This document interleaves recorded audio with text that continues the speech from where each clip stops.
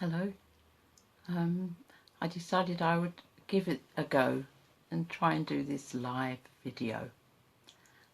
So I wanted to say a few words really about being a spiritualist, because that's what I am.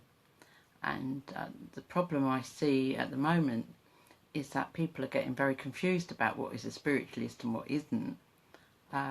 Just because you're a medium or a psychic doesn't mean you're a spiritualist, because spiritualism is actually a religious belief system, and not everybody believes what we believe, but they can have associated practices.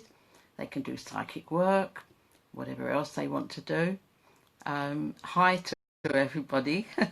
I see you're actually watching. I was really nervous about doing this because, first of all, I don't know much about these newfangled technologies. But I thought if I just poke my finger where it says, we'll have a go. And I don't know how long it lasts for. But I just wanted to talk about being a spiritualist. And there are thousands of us in the UK and, of course, in the Commonwealth, and millions in the USA where it all started. And basically, spiritualism is a belief based on knowledge. And it's not just blind faith. And it accepts a simple precept that we're all spirit here and now, clothed in a physical body, and we live on when we pass over and cast off this physical body into a world of spirit, and for which we are suited at that time. And so passing over isn't really a problem. It's what you do with your time down here that is often a problem to all of us. And of course, we rely on proving that that's a fact, that we do all live on after we die, by mediums. Mediums being the people who stand between this world and the next, like myself, who have developed that ability and tune ourselves to a higher frequency, and so that we can receive spirit input and relay that as messages to other people down here. Now, the problem at the moment is that, of course, there's no regulation whatsoever. With the abolition of the Fraudulent Mediums Act, it left us out on a limb, so to speak, and a lot of people said that this now came under the Trade Description Act. Well, I'm sorry, but spiritualism isn't a trade, it's a religion. And therefore Her Majesty's government said they were not interested in regulating mediumship anymore, because it came under religion and it was not their remit to have anything to do with religion. Well, be that as it may, all sorts of things have sprung up since then, and we have all the psychic phone lines and psychic mediums, and now, of course, with the new Facebook phenomena, we're all at it. We can all get on and give messages and do what we like. In fact, it was only about half an hour ago I saw somebody reading rune stones for various people, holding a rune stone up and then saying what it meant for that person. Well, that's fair enough, but it certainly ain't spiritualism. However, if that's what turns you on, that's fair enough. So once upon a time, of course, you had to get dressed and leave your home to receive messages from beyond, and now you can just sit in your chair and listen or not as you choose, at the touch of a button, or just wave a hand in front of your device, and you get somebody who hopefully is giving some information from the next world to this, or you may be more entertained by somebody reading cards, rune stones, or anything else. And of course, as a teaching medium, one of the things we have to teach is the difference between psychic and spiritual, and psychic work and mediumistic work. And of course, psychic work is where it emanates from your own sort of solar plexus, your sacral chakras. It's physical energy, and you're reading other people's physical energies. You can read people's auras if you train to do that, and you can see quite a lot of their history in that, and you can also therefore hazard a guess, if you like, about what's going to happen to them in the future. But unless you hear something like that from someone in spirit, like an actual person in spirit, don't believe what they're saying. Take it with a pinch of salt, please. Even runestones, cards, things like that. And you'll hear people say, oh, well, it's just a crutch, or I just use that to tune in. Well, tune in like that by all means. Let people know that you're working on a psychic level. And then when you do get a spirit contact, put the thing down, put the cards down, put the runestones down, anything else that you might have to have about you, the bones, put them down and listen to what is being said to you from someone on the other side. Speaking of which, the someone needs to identify themselves, because even 2,000 years ago, Paul was saying, discern the spirits, look out, see who it is who is actually speaking to you. He wasn't saying there is no such thing, by the way, but he was saying there can be impersonating spirit, there can be mischievous spirit, and I think we've all heard of people who have visited mediums and been told things that they would rather not know or hear, and very often they're not right either. And one has to say to people, look, there's a lot to learn about this way of life, and one of those things is to know who is speaking to spirit, what spirit they're speaking to, and to identify that source. That's very important. Well, I see that Sue Farrow is watching me. Oh, wow. Hello, Sue. And lots of other people, and Katie and everybody. Well, it says bring them on camera, but I don't think I should. I'll leave you, and Gary's saying hello. But I think really that I should leave you all anonymous to yourselves, and you only have to sort of look at me. And I wasn't sure if anybody would like to ask me a question. I believe you can sort of write a comment that I might be able to see. If not, I don't know. But perhaps if you would like to ask me a question or two, feel free. I answered questions for a company called Tiscali that became Talk many years ago, in the infancy of cyberspace messaging, the messaging service from above, if you like. And I answered 3 questions a week by email. I was sent them by email. I wrote back by email, and then they put them on their website, their portal, and people were happy to do that. I was happy to do it because nobody was charged any money to speak with me, as you are not now.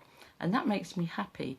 But then after that, after about a few weeks of doing that, I realised that they had set up a bank of phone lines, and people were tuning in to speak to me ostensibly, and being redirected to phone these lines up. Well, I couldn't do anything about that by then, so I just kept on going, knowing happily that I wasn't getting money off them.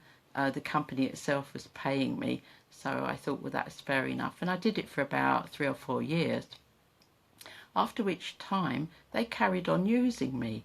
I didn't realise that everything that they had, they were recycling.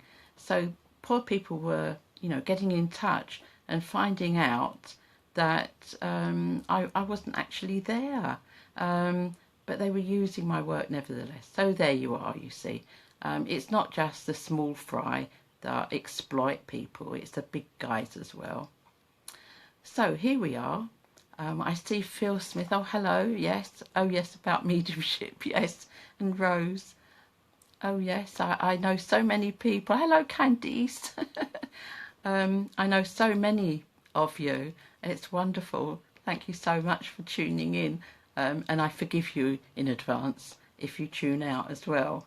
Because as Shirley Monaco said to me once, after 3 years listening to me at Wimbledon Spiritualist Church Circle, I should say, she sat in my circle for 3 years, and she's a very, very good medium, I must say.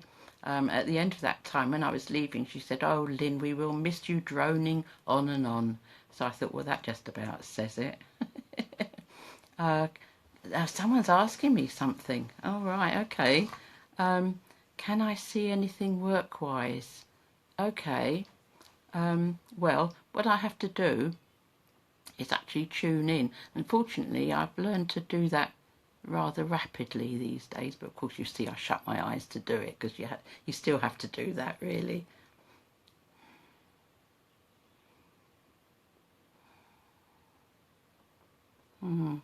I see that there are, oh dear, now this is going to sound like a generalisation, but I assure you it isn't. I was given this vision. Okay, I could see a pathway. It looked like a tree laying down, you know, with all these different branches.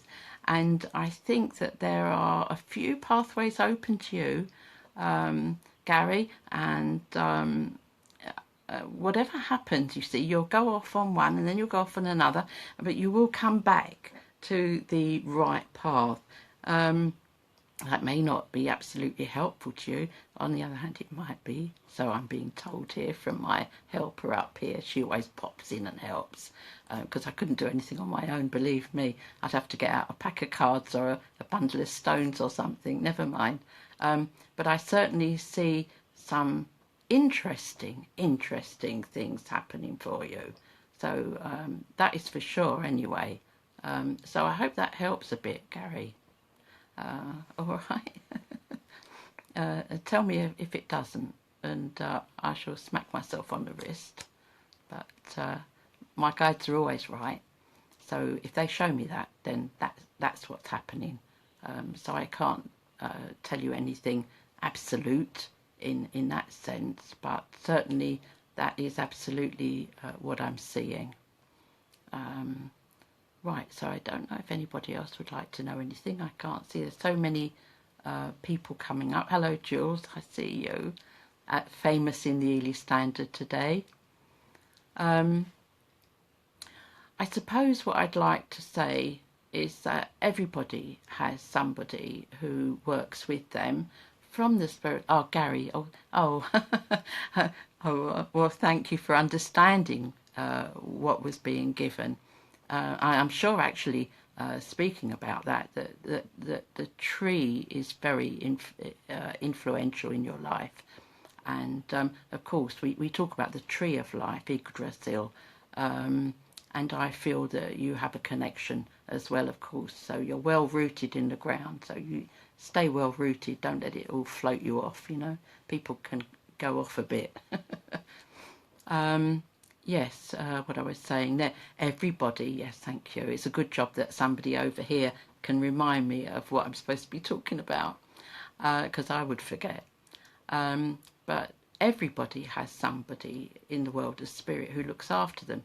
Now, I'm not necessarily talking about the angelic beings with the wings, but certainly we have people in our background, in our family, who are still caring about us.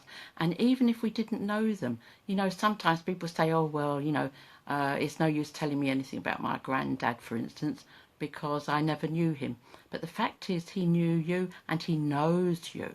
So the point is that people who have been down on this earth before and who we're linked to biologically, very often are those who come close and look after us in our difficult times. And let's face it, everybody gets difficult times, and we could all do with a bit of sort of supernatural help, that I believe in.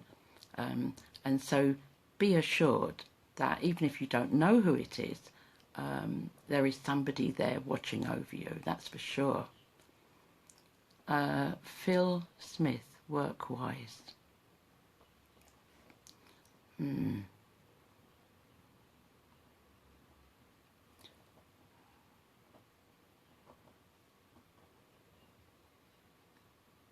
That's interesting. I don't know what you do work-wise yourself, but I was being shown, when I asked my helper, I was being shown something being laid out.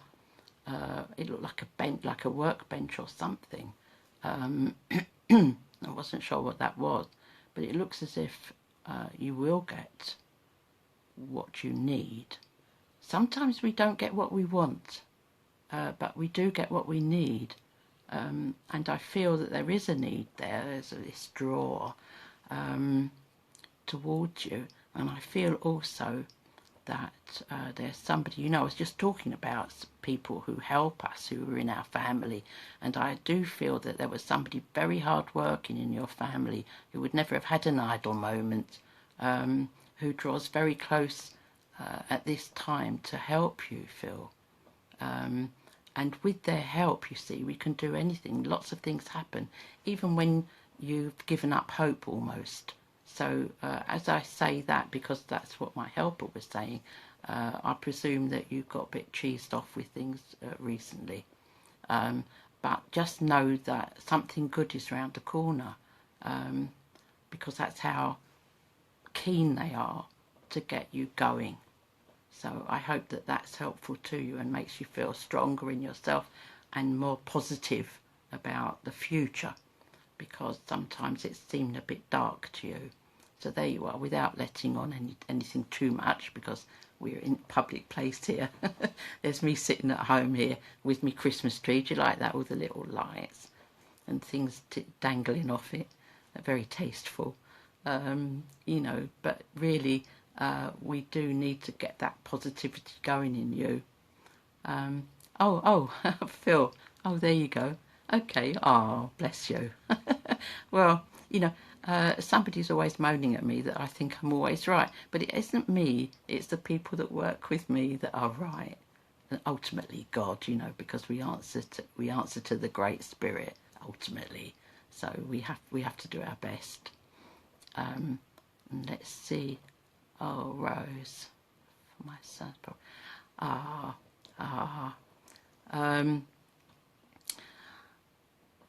Everything that I've talked about, Rose, is relevant to you and relevant for you, I know.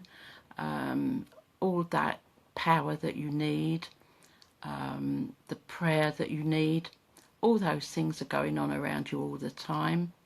I know Gary, of course, bless him, and I know that he will be praying away for you, and I'm sure that things will resolve themselves very quickly. There you are. That's what I'm told.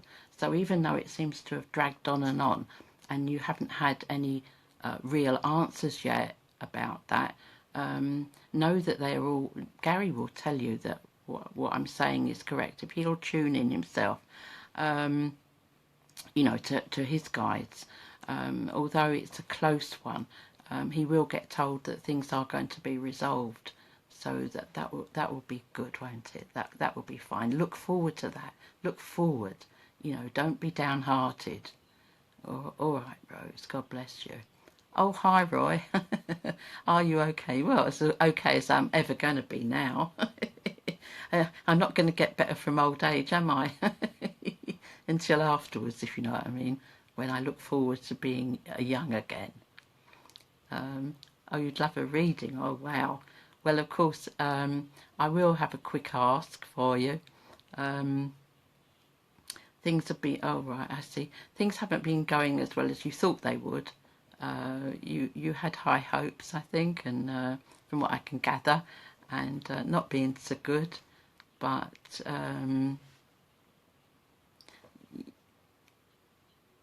yes. All right. So apparently you will be getting an offer that you can't refuse. So you should look forward to that, Roy. And as you know, anything that they tell us is true. So things will be a lot better for you. There you go. So I do like to be the harbinger of good tidings. I don't like it when they're a bit sort of iffy or a bit miserable about stuff. So so far so good this evening anyway. Oh, right, okay. And I need to give you a rose, Roy. I need to give you a rose and to say to you that people are very close to you. They gather very close. Well, of course, they would do, wouldn't they? For people who don't know, Roy is a very good medium. Yes. And your links will get stronger. There you are. Where are you now? Anyway, I'll tell you that. Anyway, Roy, because I can't see you on this little screen thing. But they say that your links are going to get stronger. So that is something, isn't it? And I see that Mary is watching me. It's nice to know that you're around, Mary, and we go back a long way. And I remember the shock that I got when I turned up for my old auntie's funeral and saw that your husband was conducting it out of the blue. But yeah, so yes, we go back a long way, Mary, and I know that you're well connected with spirit. And Shirley, yes, Shirley. Roy, I hope that's okay. And just remember that those links are going to get stronger, and you've got so many people around. And yes, and the Rose, yes, all right, I've given him that. Okay, so I don't know if anybody else would like to ask something, but just in general, I'm enjoying the experience, which is new for me. So it just shows you're never too old to learn. Do you know that Moses was over 80 when he was summoned by the Lord in the burning bush? I'm telling you the truth. He was over 80 years old. I think about that story and I take heart from that.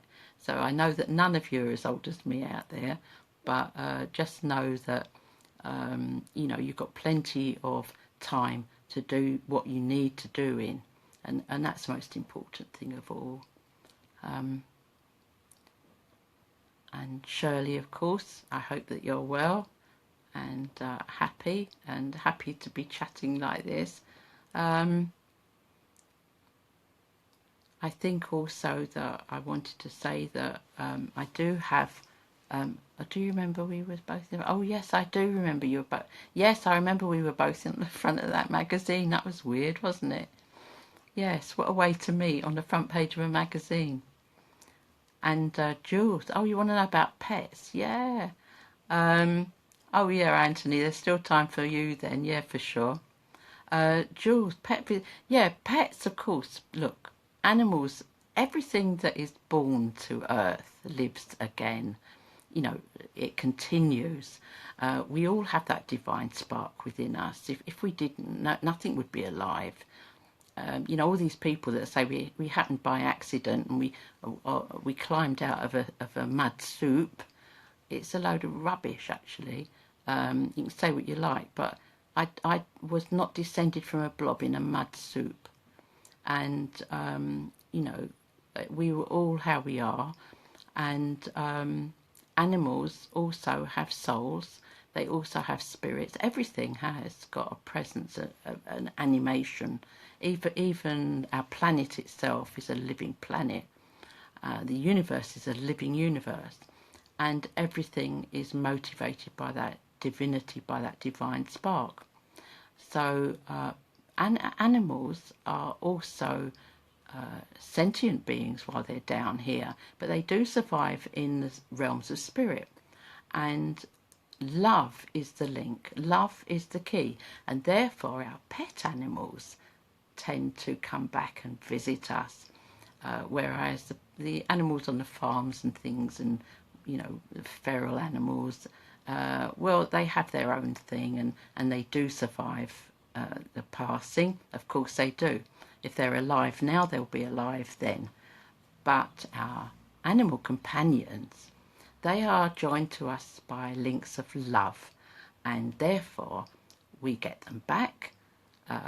And because language, you know, is in spirit, is a universal language. Language is symbols that we translate ourselves into our learned language. And animals think also in symbols.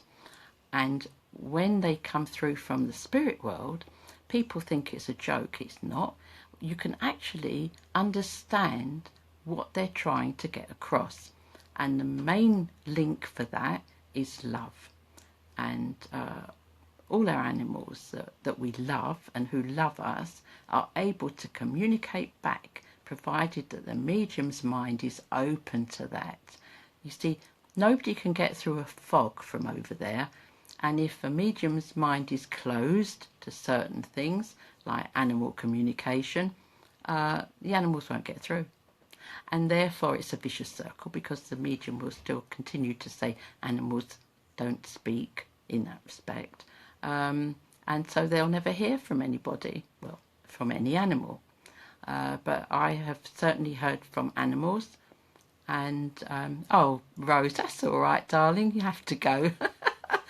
No. I mean, do you know what? I think the marvellous thing about this is that I wouldn't know if anybody was here or not. Well, you have a lovely evening, darling, and God bless your son, and I'm sure that everything will be all right.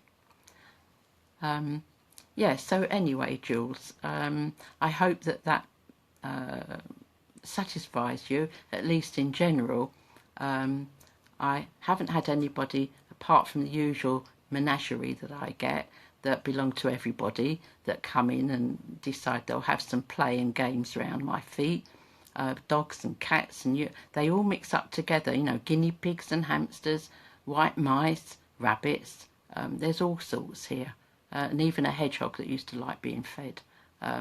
So if you can pick any one of those, Jules, it's like a bargain basement here around my feet. I hope that has helped. Of course, the sad thing is when we have to say goodbye to our animals. And somebody said once, why do dogs and cats only live that amount of years?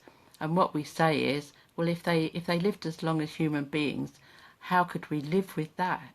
Because we're so devastated when we have to lose a pet, that a dog or a cat or any pet, that if they lived 50 years, we would really be, well, our lives we couldn't manage, could we, really, with the grief, but still.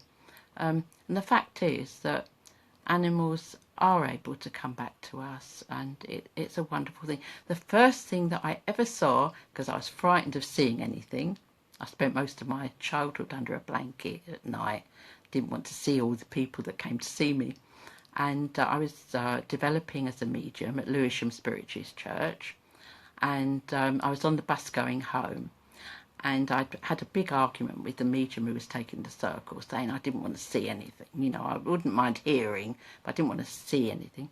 And I was sitting on the bus, and I was looking at the wall of the bus, and I suddenly saw this whirring sort of vortex going round in front of me, and it was like a sort of a mist. And do you know what? It became my cat.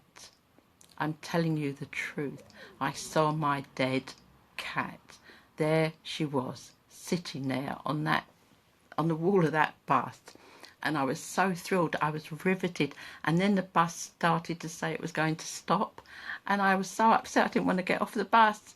And as I stood up, so it faded away. And I've never been frightened since then. So there you are. That is how my cat helped me in my development as a clairvoyant. So I hope that helps you. Oh yeah, Daz. Hi, Cuz. Yeah, hi to you. Oh, Jules, yes. Oh, yeah. Oh, you've got one that's been back a few times. Oh, well, that's good, isn't it? It's smashing, isn't it? To know what we know is just wonderful. I don't know how people cope otherwise.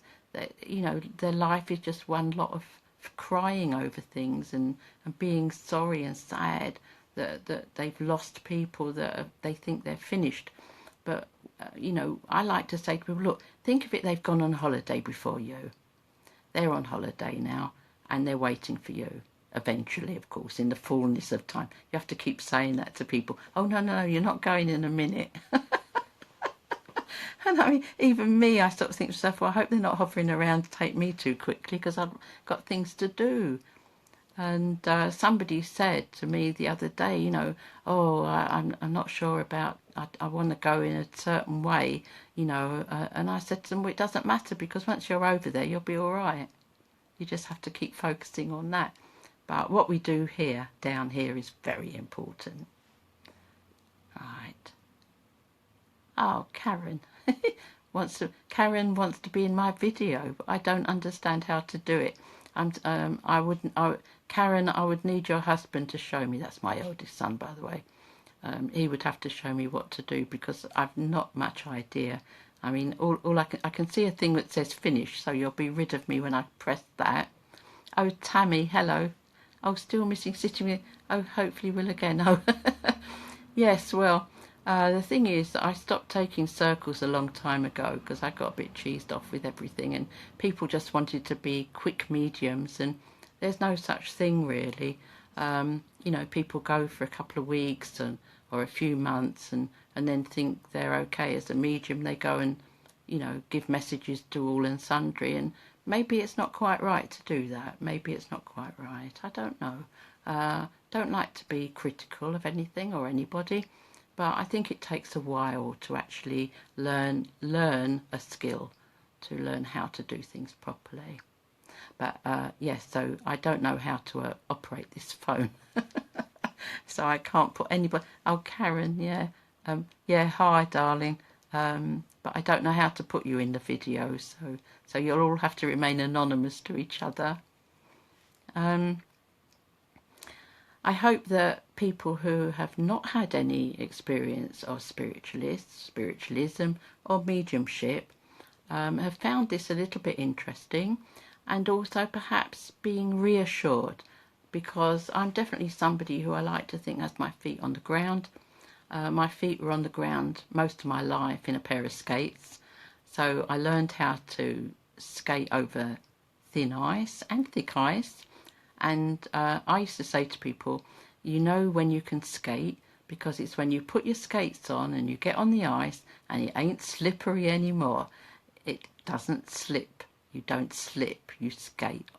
So, you know, I like to think I'm a down-to-earth person, and I like to think of this way of life that I'm in, the spiritualist way of life, as something that is very normal and natural. And isn't spooky, and it isn't frightening, and all those awful television programs about the most haunted and, you know, let me frighten you some more sort of thing. You know, the only thing that frightens people about me is probably my wrinkles, which I can do nothing about. Although, as I say, a smile evens stuff up. So, I hope that, you know, you've enjoyed our little chat. I hope that I brought a little bit, the skating days, yeah. And I hope that it's made you feel a little bit better and happier about things that are happening in your lives, because everybody's life has problems. It's just one of those things. Good old Shakespeare said that, you know, all the ills that flesh is heir to. You've only got to be born to get ill. And as I say, you know, nobody comes to this life laughing, and we're always crying, and if there isn't crying, they smack you to make you cry, and that's your welcome to this world. So at least we know that when we go to the next world, you're greeted with loving arms, with loving people that you know, who will see you over. So that in itself should make you feel a little bit better about your daily life. Oh, and I see that Craig Hamilton Parker is watching. Well, well, well, Craig. And we go back sometime as well. The good old days. This is the trouble when you're old, you know. You can remember so many years previous. And you can remember when people weren't grey-haired, or even blonde, should I say. But I know that Craig and Jane are excellent mediums, and they do a lot of good work. So there you are. That's a plug for you, Craig. And Sue, bless you, yeah, a neighbour. Oh, hi, Craig, yeah. And Sue, I've often seen you, of course, at church on the Thursday evening. While I talk about that, of course, on Thursday nights, you know, Reverend Nick Brown at 7:30 always does an address, a spiritualist address. It's pretty good stuff, and it goes out live like this, like a live broadcast at 7:30 on the Thursday night. Nick Brown, look for Nick Brown, and get to hear something of our philosophy. And I suppose really, if somebody would like to ask something or other, they may, or I will say that's probably all that we've got the inspiration for this evening. But it's been so lovely to know that people are tuning in and having a listen to some of the odd things that I've had to say that might be helpful to them. That's the main thing. I do have a YouTube channel with loads of prayers on, and it's called Rev Lyn's Healing Prayer Channel, and it's YouTube. And again, it has all sorts of different prayers on. You can pick and choose. And of course, the benefit of all this Facebook stuff and YouTube stuff is that it's all private to you. So it's just private between us, and nobody else has to know. And it's just, you know, I can reach out. My heart goes out to your heart. So there's just that love link there. And, you know, it's just a very nice feeling. And I hope that, you know, all the people who love us, who are in the world of spirit, come close to you as they are close to me. And your people will be close to you and give you that love and give you that comfort that I get from my people. And Alan, there you are, darling. And Mary, oh. Well, I suppose, Mary, I feel more embarrassed than anything else. Oh, Kay is saying night, Lynn. Oh, well, that's about right for Kay. No, night, darling, and sleep well and sleep comforted in the knowledge that, you know, you've got your mum and dad looking after you there. That we know for sure. Not to mention a few animals, of course. And there you go. I suppose, really, everybody, I wish you the very best of nights. Whatever ails you, I hope that the Great Spirit looks after you. I know that will happen. I know that whatever religion you are of, that will sustain you if you have a faith. But what we know is that life is eternal, that we are spirit here and now, and that we are eternal, and those that we have loved and feel that we have lost have only gone on to that next stage in life that we too will enjoy once we get there in the fullness of time. So if anybody else wants to know anything, I don't mind asking them upstairs on your behalf. But if basically nobody is putting a comment, then that's fair enough. And I would like to wish you all a very, very good night and a blessed night's rest. Bye for now. Bye.